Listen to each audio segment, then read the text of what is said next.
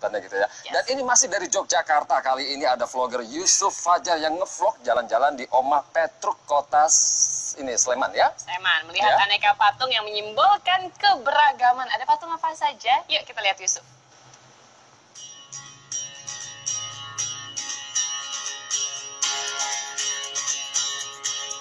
Hai netizen, kali ini nih saya sedang berjalan-jalan di Omah Petruk yang menurut berita nih, menurut kabar ini pluralitas banget. Jadi ada seni budaya dan pendidikan. Nah jadi saya juga udah penasaran banget seperti apa sih sebenarnya di sini. Yuk ikuti saya.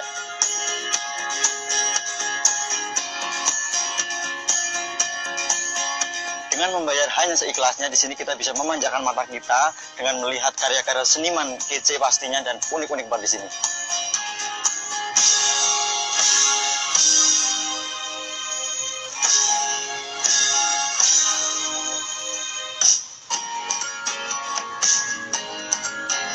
Nah, di sini kenapa mungkin disebut wisata pluralisme, karena di sini ada patung tokoh pluralitas Indonesia, yaitu Bapak Abdurrahman Wahid atau biasa kita dengar sebagai Pak Gus Dur.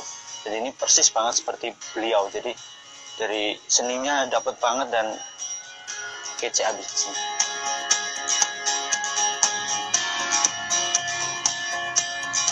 Di sini juga ada toko yang menyediakan souvenir-souvenir lucu dan unik di sini.